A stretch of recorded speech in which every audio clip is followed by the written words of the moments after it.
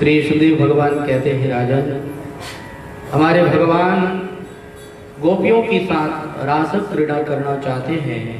इसलिए भगवान ने यह निर्णय किया कि कोई भी इस रासलीला में विघ्न नहीं करना चाहिए। जो विघ्न करने वाले हैं भगवान पहले से उन पर अंकुश लगा देते हैं, पहले से ही भगवान उनको वश में कर लेते हैं। भगवान को लगा कि देवराज इंद्र मेरी लीला में विघ्न कर सकता है, इसलिए आज हमारे भगवान देवराज इंद्र पर अंकुश लगाने के लिए सोचते हैं। देवराज इंद्र को अपने वश में करने के लिए भगवान एक लीला रचते हैं। भगवान गाय चरा करके वापस अपने घर पर आए तो भगवान ने क्या देखा कि हवन की सामग्री तैयार की जा रही है और 56 प्रकार के व्यंजन बनाए जा रहे हैं। अपनी माता श्री को आकर के भगवान ने पूछा, माते आज ये किसकी सामग्री तैयार की जा रही है? आज यहाँ किसकी पूजा होने वाली है? आज यहाँ किसको भोग लगाने वाले हैं? मैया यशोदा कहती है, देख कान्हा मेरे पास में समय बहुत कम है, इसलिए मैं नहीं बताऊंगी, तुम अपने पिताश्री से जाकर के पूछ लो। तब भगवान श्री कृष्ण आते हैं और आकर के अपने पिताश्री से कहते हैं, कथ्यतां मे पितः कोऽयं संभ्रमो वः उपागतः, किं फलं कस्य चोद्देशः केन वा साध्यते मखः। हे पिताश्री, मुझे यह बात बताइए कि ये हवन सामग्री किसके लिए तैयार की जा रही है, किस उद्देश्य के लिए और किस फल की प्राप्ति के लिए ये सब सामग्री तैयार की जा रही है। नंद बाबा कहने लगे, कन्हैया तुझे पता नहीं है, हम लोग हर साल देवराज इंद्र की पूजा करते हैं और देवराज इंद्र वो तो मेघों के स्वामी हैं। पर्जन्यो भगवान इंद्रो मेघास्तस्यात्ममूर्धयाः, तेभि वर्षन्ति भूतानां प्रीणनं जीवनं पया। देवराज इंद्र प्रसन्न होते हैं तो वो मेघों को आज्ञा देते हैं कि जाओ जाकर के तुम वर्षाद करो। तब वर्षात होती है और अगर वर्षात होती है तो उस वर्षात के द्वारा बहुत अच्छी अच्छी सुंदर सुंदर हरी भरी घास लगती है और उस हरी भरी घास को हमारी गायें चरती है। हमारी गायें प्रसन्न हो जाती है तो हम ग्वाले लोग भी प्रसन्न हो जाते हैं। इसलिए हम लोग हर साल देवराज इंद्र की पूजा करते हैं। भगवान कहने लगे, पिताजी एक बात बताओ, देवराज इंद्र की पूजा करेंगे तभी बारिश होगी, देवराज इंद्र की अगर पूजा नहीं करेंगे तो क्या बारिश नहीं होगी? देखो पिताजी, मैंने तो शास्त्रों में पढ़ा है, शास्त्रों में तो यही लिखा है कि कर्मणा जायते जन्तुः कर्मणैव विलीयते, सुखं दुःखं भयं क्षेमं कर्मणैवाभिपद्यते। व्यक्ति कर्म से ही पैदा होता है, कर्म से ही उसका जन्म होता है और कर्म से ही उसकी मृत्यु होती है। कर्म से ही सुख दुख भय क्षेम सबकी प्राप्ति कर्मों के अनुसार ही होती है। जिसका जैसा कर्म होता है उस कर्म के अनुसार ही उसको फल मिलता है। कर्मानुसार सबके इष्ट भी अलग अलग होते हैं। जिससे जिस व्यक्ति की आजीविका चलती है वही उसके लिए उसका इष्ट है। उसको चाहिए कि वह उसी की ही पूजा करे। इस संसार के अंदर हर व्यक्ति के लिए अलग अलग कर्म बताए गए हैं और जो व्यक्ति जिस वस्तु के द्वारा कर्म करता है उसके लिए वही इष्ट है, वही पूजा के योग्य है। जैसे मल्लाह नाव चलाता है तो नाव से ही उसकी आजीविका चलती है, इसलिए मल्लाह के लिए नाव ही इष्ट है, नाव ही उसके लिए पूजनीय है। ब्राह्मण जो है वो ग्रंथ पढ़ते हैं और ग्रंथों का उपदेश करते हैं, इसके लिए ब्राह्मणों के लिए ग्रंथ ही इष्ट है, ग्रंथ की ही उन्हें पूजा करनी चाहिए। क्षत्रिय के लिए शस्त्र ही सब कुछ है, शस्त्र के द्वारा ही वह शत्रुओं को मारता है, शस्त्र के द्वारा ही वह अपने राज्य की रक्षा करता है, तो इसलिए क्षत्रिय के लिए शस्त्र ही इष्ट है। वैश्य के लिए तराजू ही इष्ट है, तराजू के द्वारा ही वह तोल तोल करके सामग्री देता है, इसलिए उसके लिए वही इष्ट है। स्त्री के लिए पति ही सर्वस्व है, क्योंकि पति ही मेहनत करके अपनी जान को जोखिम में डाल करके दिन रात एक करके कमा करके लाता है, तो पत्नी के लिए पति ही इष्ट है। उसको चाहिए कि वह अपने पति को भोजन करा करके भोजन करे। हमारी पुरानी माताओं को आप देखिए तो वो पुरानी माताएं इस नियम पे चलती थी, इस बात का ध्यान रखती थी, पति को भोजन करा करके ही भोजन करती थी। लेकिन क्या बताएं, ये कलयुग का प्रभाव ऐसा हुआ कि इस कलयुग के प्रभाव में स्त्रियों ने अपने पति का तो आदर करना ही छोड़ दिया। पति अपने लिए इष्ट है, लेकिन मनमाने ढंग से उन्होंने इष्ट तो किसी और को ही बना लिया। कई लोगों की आदत होती है, गंगा जाते हैं तो कहते हैं हम गंगा दास हैं, जमुना जी जाते हैं तो कहते हैं हम तो जमुना दास हैं। गंगा गए गंगा दास, जमुना गए जमुना दास, जहाँ जाते हैं बस वहीं के हो जाते हैं। एक स्त्री थी जो अपने पति के प्रतिकूल चलती थी, पति का ज्यादा आदर नहीं करती थी और स्वयं खूब खाती थी और पति को नहीं खिलाती थी। पति बड़ा दुबला पतला था, खेत का काम करता था, पति बेचारा सीधा साधा था, वह अपनी पत्नी पर कभी शक नहीं करता था।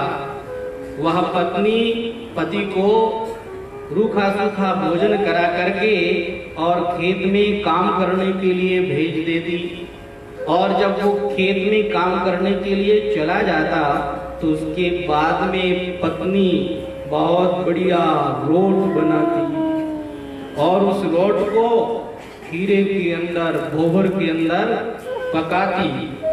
अब शास्त्रों में आया है कि पति को भोजन करा करके भोजन करना चाहिए, तो वह कहती कि मैं अपने इष्ट देव को भोजन करा करके उनको भोग लगा करके ही भोजन करती हूँ, बढ़िया रोट बना करके और उसमें बहुत बढ़िया ताजा घी डाल करके और बढ़िया चूरमो बना अच्छे वह भोग लगाती है। भोग किने लगावे तो देली अपा जो देली के वहाँ भी देली ने वह भोग लगाती और देली ने हाथ जोड़न कहती कि हे देहरी रानी, सुनी सुनीरी मेरी देहरिया रानी, मेरे नहीं सांस और जेठानी, जो तेरी आज्ञा पाऊं तो भोगरिया भोग लगाऊं, थारी आज्ञा हुए तो मैं भोग लगाऊं।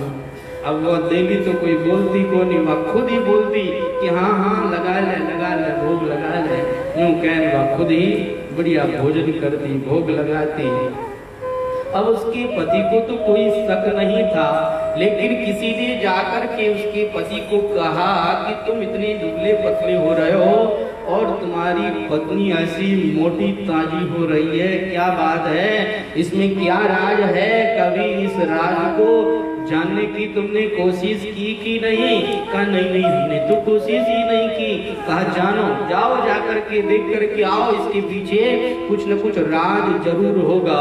तो वह पति आया और आकर के छुप कर के देखता है कि उसने गरम गरम बढ़िया रोट निकाला, उस पर घी डाला और बहुत बढ़िया चूरमा बनाया, और चूरमा बना करके वह भोग लगाने लगी। और भोग लगाते हुए वह कहने लगी, सुनी सुनीरी मेरी देहरिया रानी, मेरे नहीं सास और जेठानी, जो तेरी आज्ञा पाऊं तो भोगरिया भोग लगाऊं। उस तरह से बोल करके और कहती कि हाँ हाँ लगा ले लगा ले, और फिर वो खुद ही भोग लगा लेती। उसने यह सब दृश्य देख लिया, कहा अच्छा मेरी लुगाई तो इतनी तिकड़मबाज है, मुझे तो भेज देती है रूखा सूखा खिला करके और खुद बढ़िया बढ़िया चूरम चूरन खावे।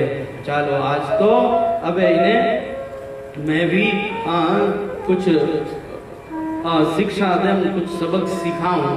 तो वह दूसरे दिन खेत में चला गया, और जब वह भोग लगा रही थी और बोल रही थी कि सुनी सुनीरी देहरिया रानी, मेरे नहीं सास और जिठानी, जो तेरी आज्ञा पाऊं तो भोगरिया भोग लगाऊं, उसने अपना इष्ट देहली को बनाया।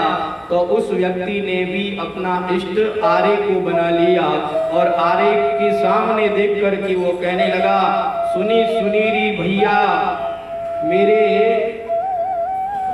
ससुर ना सारे, जो तेरी आज्ञा पाऊं तो इस ठगिनी की मैं तुक बजाऊं। या ठगिनी रोज मुझे ठगती है, आज इरो मैं तुक बजा दूं। यूं कहन वो एक लठ लेन आयो, खूब जोर भी नहीं बजाई दी। तो कई कई ऐसे लोग भी होते हैं जो अपनी मर्जी से ही अपना इष्ट बना लेते हैं, जबकि इष्ट कौन होता है? इष्ट वो होता है जिससे आपकी आजीविका चलती है, वही आपका इष्ट है। जिससे आपकी आजीविका बहुत सुगमता से चल सके, वही आपका इष्ट होता है। इसलिए इस संसार के अंदर व्यक्ति को चाहिए कि वह कर्म करता रहे। भगवान यहाँ स्पष्ट कहते हैं कि अस्ति चेत ईश्वरः कश्चित् फलरूप्यन्य कर्मणां कर्तारं भजते सोपि नय्य कर्तु प्रभुर्हि सः। अगर ईश्वर नाम की कोई वस्तु है तो वह हमें कर्म करने पर उसका फल तो देगा ही। अगर हम अच्छे कर्म करेंगे तो ईश्वर को हमें फल देना ही पड़ेगा।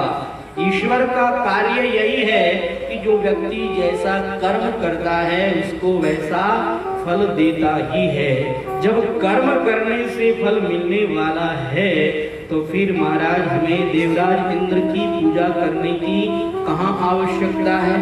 देखिए महाराज, आधे लोग देवराज इंद्र की पूजा कीजिए और आधे लोग देवराज इंद्र की पूजा मत कीजिए। तो मुझे यह बात बताइए कि जो लोग देवराज इंद्र की पूजा करने वाले हैं, क्या उन्हीं के खेत पर बारिश होगी?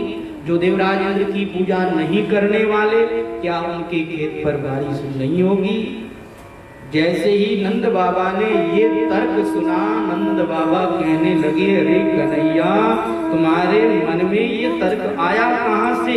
हम तो आज तक पूजा करते आ रहे हैं, आज तक हमारे मन में ऐसी बात नहीं आई और तुमने तो बड़ी कमाल की बात कर दी। वास्तव में ऐसा ही होता है, जो नहीं करते हैं देवराज इंद्र की पूजा उनके खेत में भी बारिश होती है, और जो पूजा करते हैं उनके भी खेत में बारिश होती है। तो देवराज इंद्र की पूजा का तो कोई मतलब ही नहीं रहा।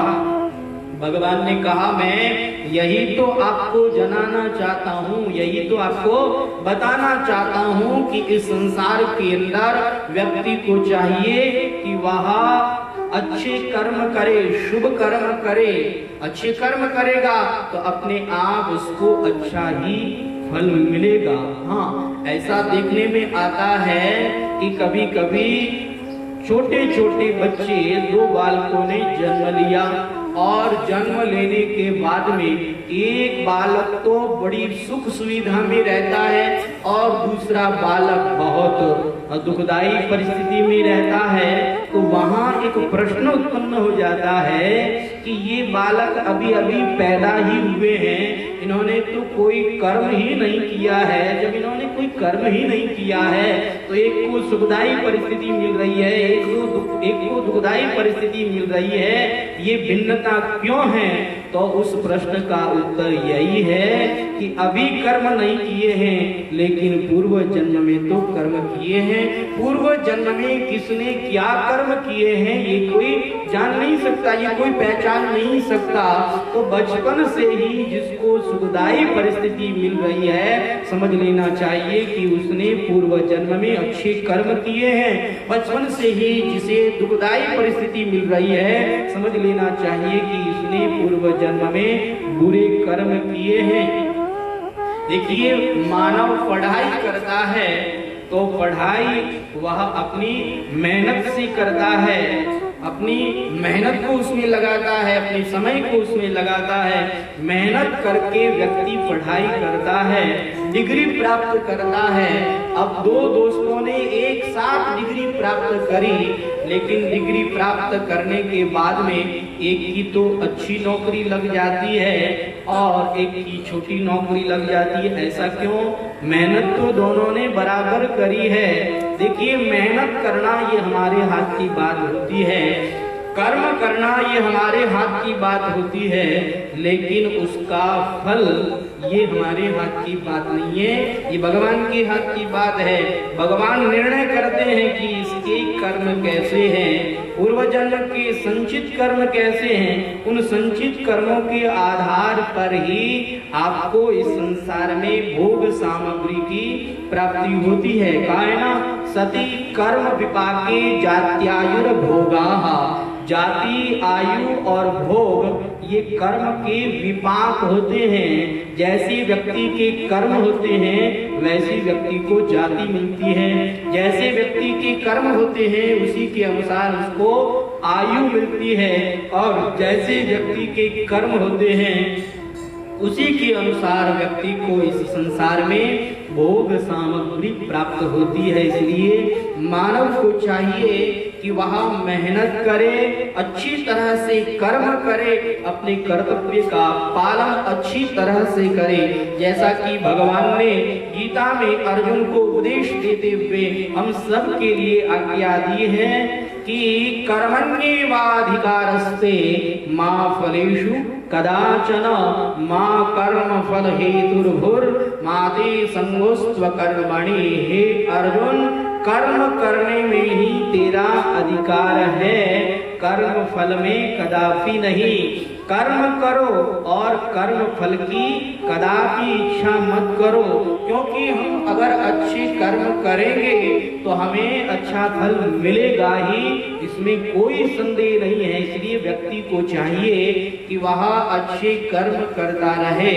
हे पिताजी, हम लोग गायों की पूजा करने वाले हैं, हमें गायों की पूजा करनी चाहिए। हम लोगों के लिए गाय ही इष्ट है, क्योंकि गाय के द्वारा ही हमारे परिवार का लालन पालन होता है, पालन पोषण होता है। इसलिए हम लोगों को गौ माता की ही पूजा करनी चाहिए। दूसरी बात, गौ माता को आहार कौन देता है? ये जो हमारे गोवर्धन महाराज है, इन गोवर्धन महाराज की तरहटी में हमारी गायें चरती है, हरी भरी घास उगती है। तो हमें एक तो गायों की और दूसरे में हमें गोवर्धन महाराज की पूजा करनी चाहिए। कहा कृष्ण, अगर हम गोवर्धन की पूजा करने लगेंगे, अगर हम गायों की पूजा करने लगेंगे तो वो देवराज इंद्र वह कुपित हो जाएगा, उसके कोप से हमें कौन बचाएगा? भगवान ने कहा कि जिस गोवर्धन की हम पूजा करेंगे वही गोवर्धन हमें इंद्र के कोप से भी बचाएगा। हमारे श्री गोवर्धन महाराज कोई कमजोर नहीं है, इसलिए आप मेरी बात मानो और श्री गोवर्धन महाराज की पूजा के लिए तैयार हो जाओ। भगवान श्री कृष्ण ने इस तरह से अपने पिताजी को समझाया कि नंद बाबा के मन में यह बात बिल्कुल ठीक प्रकार से बैठ गई और नंद बाबा ने उसी समय में निर्णय ले लिया, आज से देवराज इंद्र की पूजा बंद और श्री गोवर्धन महाराज की पूजा चालू। चलो सब लोग अपनी अपनी सामग्री को लेकर के श्री गोवर्धन महाराज की पूजा करने के लिए चलो। सब लोग बड़े भाव के साथ में और बड़ी श्रद्धा के साथ में श्री गोवर्धन महाराज को याद करते हुए और नाचते गाते हुए जा रहे हैं। मैं तो गोवर्धन को जाऊं मेरा भी